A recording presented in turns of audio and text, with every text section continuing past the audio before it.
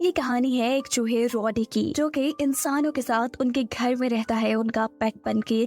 लेकिन आज उसकी फैमिली वेकेशन ट्रिप पे चली गई है। फैमिली के जाने के बाद रूडी अपने आप को आजाद समझ रहा था, इसीलिए वो पूरे घर में तबाही मचाना शुरू कर देता है और ऐसा करते करते रात हो जाती है। अब रात में रूडी को अपने घर में किसी की आवाज सुनाई दे रही थी। असल में उसके घर एक और चूहा आ गया था किचन ड्रेन के जरिए, और ये चूहा रूडी के घर आकर मैच देखना शुरू कर देता है। असल में ये रूडी का ही दोस्त था, लेकिन रूडी उसे कहता है कि प्लीज यार तुम मेरे घर नहीं रह सकते, तुम्हें यहाँ से जाना होगा। पर रूडी का दोस्त तो यहाँ से जाने से साफ मना कर रहा था। रूडी जो काफी ज्यादा परेशान हो चुका था, कुछ मिनट बाद उसे एक आइडिया आता है और वो अपने दोस्त को टॉयलेट पे ले जाकर खड़ा कर देता है। यहाँ रूडी का प्लान था कि वो अपने दोस्त को कमोड में गिराकर फ्लश कर देगा, लेकिन यहाँ तो कुछ उल्टा ही हो चुका था, क्योंकि रूडी के दोस्त ने रूडी को ही कमोड में गिराकर फ्लश कर दिया था। और ऐसा करने के नतीजे में रूडी सीधा गटर में पहुंच जाता है।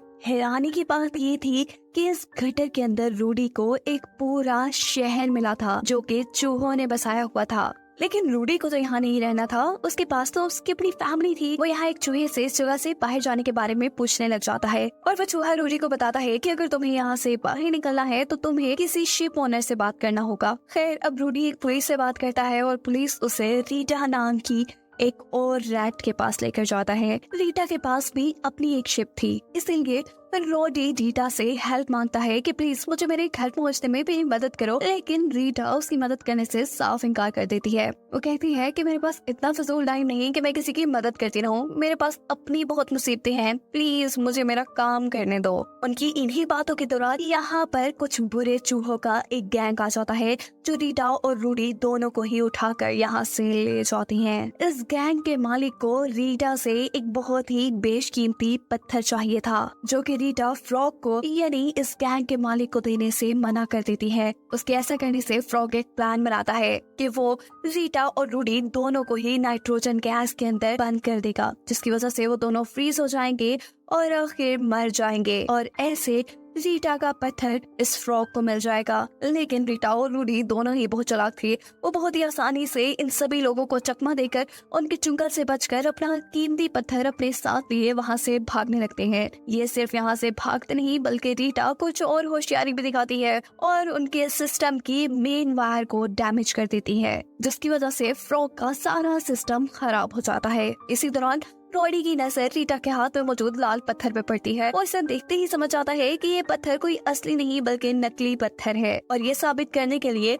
रूडी रीटा की आंखों के सामने ही उसका पत्थर तोड़ देता है और कहता है कि अगर ये पत्थर असली होता तो ये कभी ना टूटता। रीटा को ये सब कुछ देखकर बहुत ज्यादा दुख हो रहा था और इसी के चलते वो रूडी से ही लड़ना शुरू कर देती है। तब रूडी रीटा को संभालने के लिए कहता है कि हमारे घर पे ऐसे बहुत से बेशकीमती पत्थर रखे हुए हैं, अगर तुम लेना चाहो तो मैं तुम्हारी मदद कर सकता हूँ। इसके लिए बस तुम्हें मुझे मेरे घर पहुँचाना होगा और मैं तुम्हें एक कीमती पत्थर दे दूंगा। ये सब सुनने के बाद रीटा बहुत ही आसानी से रूडी की मदद करने के लिए तैयार हो जाती है, जबकि दूसरी तरफ चूहों के गैंग का मालिक वो फ्रॉग टूटा हुआ पत्थर देखता है, जो देखकर वो बॉस यानी फ्रॉग अपने लोगों से कहता है कि नहीं, हमें ये पत्थर नहीं चाहिए बल्कि हमें रीटा की पहनी हुई वायर चाहिए। सीन अब रूडी की तरफ शिफ्ट होते हैं, जिससे रीटा उसके घर पहुंचाने वाली थी, लेकिन रात होने की वजह से वो पहले उसे अपने घर ले जाती है।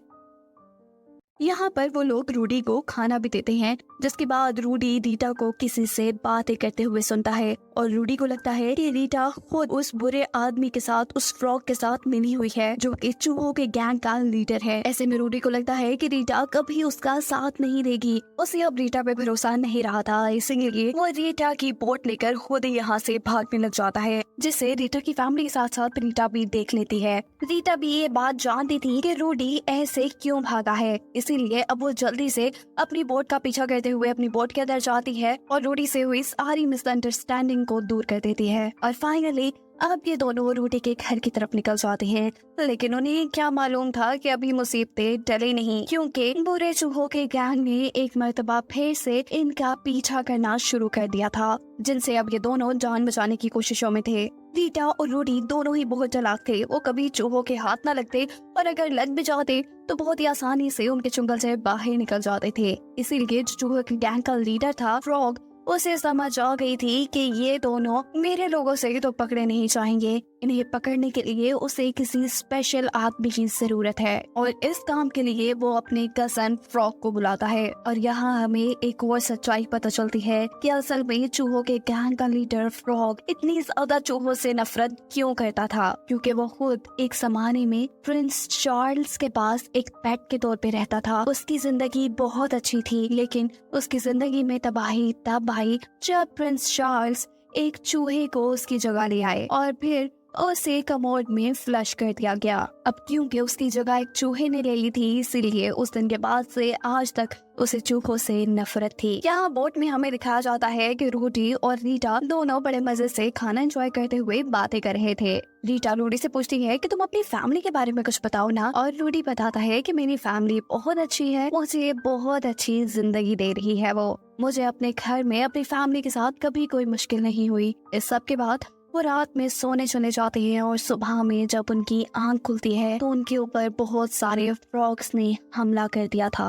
और ये तो हम जानते ही हैं कि ये किसके कहने पर हो रहा है, लेकिन यहाँ पर भी अपनी होशियारी और अपनी ट्रिक्स के जरिए ये लोग उन फ्रॉग्स को भी चकमा देकर वहाँ से भागने में कामयाब हो जाते हैं। फ्रॉग्स के हमले की वजह से इन्हें अपनी बोट छोड़नी पड़ी थी और अब ये लोग एक ट्रेन के रास्ते से फाइनली रूडी के घर पहुंच चुके थे, जहां पहुंचने के बाद रूडी अपने वादे के मुताबिक रीटा को एक बेशकीमती लाल स्टोन दे देता है। और अब रीटा रूडी से कहती है कि चलो अब मुझे तुम्हारी फैमिली से मिलना है, पर रूडी इस काम के लिए मना कर देता है। रीटा अब यहाँ से जाने ही वाली थी कि अचानक उसकी नजर एक केज पर पड़ती है और रीटा समझ जाती है कि रूडी यहाँ पर बिल्कुल अकेला एक पेट की तरह जिंदगी गुजार रहा है। रीटा रूडी से कहती है कि तुम एक बेहतर लाइफ डिजर्व करते हो, तुम मेरे साथ क्यों नहीं चलते, लेकिन रूडी ये सब करने से मना कर देता है और कहता है कि मैं अपनी फैमिली के साथ काफी खुश हूँ। रूडी का दोस्त तो बैठा हुआ बड़े मजे से मैच देख रहा था और उसने घर में अच्छी खासी तबाही मचाई हुई थी। रूडी अपने दोस्त के ऊपर गुस्सा उतारने के बाद उसी के साथ मैच देखने के लिए बैठ जाता है और तभी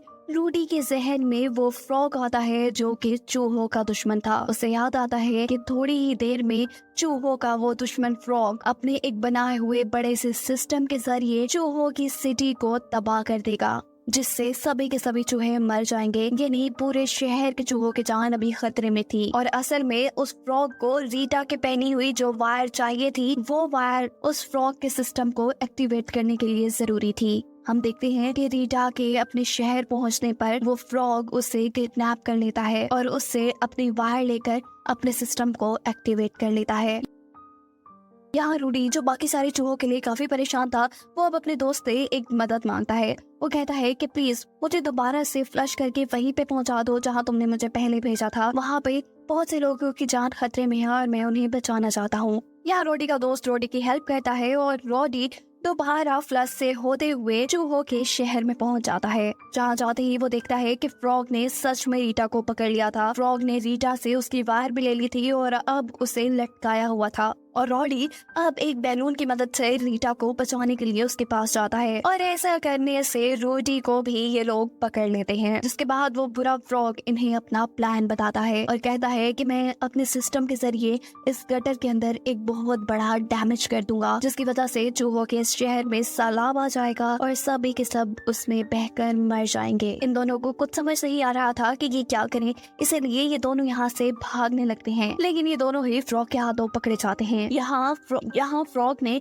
अपने सिस्टम की मदद से तबाही भी फैला दी थी, जिसकी वजह से गटर में खोल हो गया था और बहुत तेजी से पानी चूहों के शहर की तरफ बढ़ने लग गया था। फ्रॉग खुद को इस तबाही से बचाने के लिए अपनी टंग को किसी ऊपरी जगह पे चिपका देता है और उसी के साथ रूडी लटक कर यहाँ पे फाइनली रीटा की जान बचाता है। जिसके बाद अब उन्हें इस शहर की जान बचानी थी, पर वो अपनी सारी उम्मीदें खो चुके थे क्योंकि पानी बहुत तेजी से चूहों की तरफ बढ़ा था। लेकिन कहानी में यहाँ ट्विस्ट ऐसे आता है कि फ्रॉग के ही सिस्टम और लोगों की गलती की वजह से फ्रॉग का केमिकल नाइट्रोजन पानी के अंदर गिर जाता है, जिसकी वजह से सारा पानी फ्रीज हो चुका था और फाइनली चूहों का शहर बर्बाद होने से बच गया था। और ऐसे इस शहर के सभी चूहों की जान भी बच चुकी थी, जो देखने के बाद इस शहर के सारे चूहे बहुत ज्यादा खुश हो चुके थे। चूहों को ये भी पता चल गया था कि उन्हें बचाने वाला और कोई नहीं बल्कि रूडी है, इसीलिए वो रूडी को अपना हीरो मानने लगे हैं। यहाँ रूडी ने भी अब एक नया फैसला किया था। वो अपनी फैमिली को छोड़कर रीटा के साथ रहने का फैसला कर चुका था और वो रीटा से पूछता है कि क्या मैं तुम्हारी बोट का कैप्टन बन सकता हूँ। रीटा भी कुछ सोचते हुए हाँ में जवाब दे देती है, जिसके बाद ये सारे चूहे यहाँ पर खुशी से झूमने लग जाते हैं। कहानी के आखिरी सीन में हमें दिखाया जाता है रूडी के उस दोस्त को जो कि रूडी के घर में काफी मजे कर रहा था। यहाँ पर रूडी की फैमिली भी वापस आ चुकी थी और वो फैमिली इस चूहे को कहती है कि हम तुम्हारे लिए एक गिफ्ट लेकर आए हैं। जो गिफ्ट एक बिल्ली थी, जिसे देखते ही ये चूहा बहुत ज्यादा डर जाता है और ये कहानी ऐसे यहीं पर खत्म हो जाती है।